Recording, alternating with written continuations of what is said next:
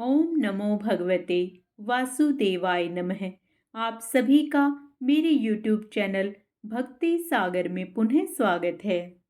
आज के अपने इस वीडियो में हम देखेंगे देव उठनी या देवोत्थान एकादशी कब है, तुलसी विवाह कब कर सकते हैं, अपने घर में देव कैसे व किस समय उठाएं, एकादशी व्रत का महत्व व पारण का शुभ समय भी जानेंगे। आज का अपना वीडियो शुरू करने से पहले आप सभी से विनम्र प्रार्थना है, यदि आप मेरे चैनल पर नए आए हैं और अभी तक आपने मेरे चैनल को सब्सक्राइब नहीं किया है तो सभी व्रत त्योहारों के बारे में जानकारी प्राप्त करने के लिए तथा कार्तिक मास में प्रतिदिन के महात्म्य सुनकर पुण्य लाभ कमाने के लिए कृपया मेरे चैनल को सब्सक्राइब अवश्य करें। वीडियो यदि पसंद आता है तो लाइक भी करें। एकादशी व्रत का विशेष महत्व है। यह व्रत भगवान विष्णु को समर्पित है। हिंदू धर्म में कार्तिक माह बेहद पुण्यकारी माना जाता है। इस माह के शुक्ल पक्ष में पड़ने वाली एकादशी को देव उठनी एकादशी कहा जाता है, जिसे प्रबोधिनी एकादशी के नाम से भी जाना जाता है। देव उठनी एकादशी 4 महीने की लंबी अवधि चातुर्मास के अंत का प्रतीक है। धार्मिक मान्यताओं के अनुसार इस दिन भगवान विष्णु योग निद्रा से 4 महीने बाद जागते हैं और सृष्टि का फिर से संचालन करते हैं। इस दिन से ही चातुर्मास समाप्त होते हैं और शुभ मांगलिक कार्यों की शुरुआत होती है। इस दिन भक्तों द्वारा इस जगत के पालनहार भगवान विष्णु और मां लक्ष्मी की पूजा अर्चना की जाती है। साथ ही उनकी प्रिय चीजों का भोग लगाया जाता है।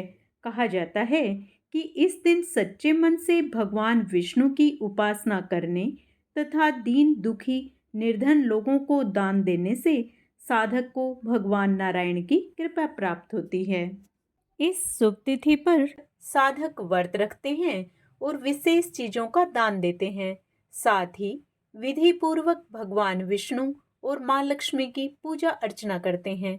कहा जाता है कि इस एकादशी पर व्रत करने और दान देने से जातक को सभी तरह के पापों से छुटकारा मिलता है, साथ ही शुभ फलों की प्राप्ति होती है। आइए अब देखते हैं देव उठनी एकादशी किस तिथि को है। एकादशी का प्रारंभ 11 नवंबर शाम 6:46 पर होगा तथा इसका समापन 12 नवंबर को 4:04 पर होगा। हिंदू धर्म में उदया तिथि का बहुत महत्व है, इसलिए इस बार देव उठनी एकादशी 12 नवंबर को मनाई जाएगी। उदया तिथि में एकादशी 12 नवंबर को होने के कारण 12 नवंबर को ही एकादशी का व्रत रखा जाएगा। द्वादशी तिथि का प्रारंभ 12 नवंबर शाम 4:05 पर होगा तथा द्वादशी तिथि का समापन 13 नवंबर दोपहर 1:01 पर होगा। एकादशी के व्रत का पारण द्वादशी में किया जाता है, इसलिए देवउठनी एकादशी व्रत का पारण का शुभ मुहूर्त 13 नवंबर 2024 को सुबह 6:42 से 8:51 तक रहेगा।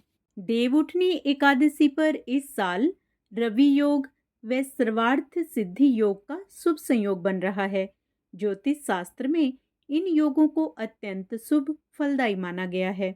रवि योग सुबह 6:42 से सुबह 7:52 तक रहेगा। सर्वार्थ सिद्धि योग सुबह 7:52 से अगले दिन सुबह 5:50 तक रहेगा। देवउठनी एकादशी के दिन राहु काल दोपहर 2:46 से शाम 4:07 तक रहेगा। इस समय में शुभ कार्यों की मनाही होती है। अब देवउठनी एकादशी के व्रत के कुछ नियमों को जान लेते हैं। 10वीं तिथि से ही सात्विक भोजन करना चाहिए। लहसुन प्याज खाने वालों को 10वीं तिथि को ही इसका सेवन बंद कर देना चाहिए। एकादशी के दिन दिन भर निर्जला व्रत रखना चाहिए। शाम के समय भगवान विष्णु की पूजा करके फलाहार किया जा सकता है। अगले दिन द्वादशी तिथि को ब्राह्मणों को भोजन कराकर उन्हें दक्षिणा देनी चाहिए। व्रत खोलने के लिए पहला निवाला पूजा में चढ़ाया भोग खाना चाहिए। इसके बाद चावल खाएं और सात्विक भोजन कर व्रत खोलें। इस दिन तामसिक भोजन नहीं करना चाहिए। एकादशी के दिन किसी अन्य के द्वारा दिया गया भोजन नहीं करना चाहिए। एकादशी पर मन में किसी के प्रति विकार उत्पन्न नहीं करना चाहिए। हिंदू मान्यताओं के अनुसार जब 4 महीने तक देव सोते हैं तो देव उठनी एकादशी के दिन उन्हें विशेष कर्म कांड द्वारा उठाया जाता है। भिन्न भिन्न आस्थाओं के लोगों के बीच देव उठाने के तरीके भी अलग अलग होते हैं। पश्चिमी यूपी और राजस्थान के क्षेत्रों में चौक और गेरू से पूजा स्थल के पास भिन्न भिन्न तरह के डिजाइन बनाए जाते हैं। खास तौर पर इनमें फूल, पत्तियां, गायें, बछड़ा आदि बनाए जाते हैं। भगवान विष्णु की तस्वीर बनाकर उसके सामने थाली, सूप बजाकर, भजन गीत आदि गाकर देवताओं को उठाया जाता है। ऐसी मान्यता है कि थाली या सूप बजाकर देवों को जगाने से घर में सुख शांति बनी रहती है और परिवारजनों की मनोकामना भी पूर्ण होती हैं। आइए अब देव उठनी एकादशी के व्रत की पूजा विधि जान लें। इस दिन घर की ठीक से सफाई करें और आंगन में या फिर पूजा घर के बाहर भगवान के चरणों की आकृति बना लें। घर में ओखली पर गेरू से भगवान विष्णु का चित्र बना लें। इस चित्र पर मिठाई, फल, सिंघाड़े, गन्ना और आंवला अर्पित करें और भगवान विष्णु की पूजा करें। आरती करके पूजा संपन्न करें। देव उठनी एकादशी के दिन देव उठाने के साथ ही तुलसी और सालिग्राम भगवान का विवाह भी संपन्न किया जाता है। कई जगह एकादशी के दिन तुलसी विवाह किया जाता है तथा कहीं कहीं पर द्वादशी के दिन भी यह विवाह संपन्न किया जाता है। यदि आप एकादशी या द्वादशी में विवाह संपन्न ना कर पाएं तो आप एकादशी से पूर्णिमा के बीच में किसी भी दिन तुलसी विवाह संपन्न कर सकते हैं। विवाह आदि कर्मों के लिए भी इस दिन को अभुज मुहूर्त कहा जाता है, अर्थात बिना तिथि दिखलाए भी इस दिन शादी का समारोह किया जा सकता है। आशा करती हूँ देव उठनी एकादशी के विषय में मेरे द्वारा दी गई जानकारी आपको अवश्य पसंद आई होगी।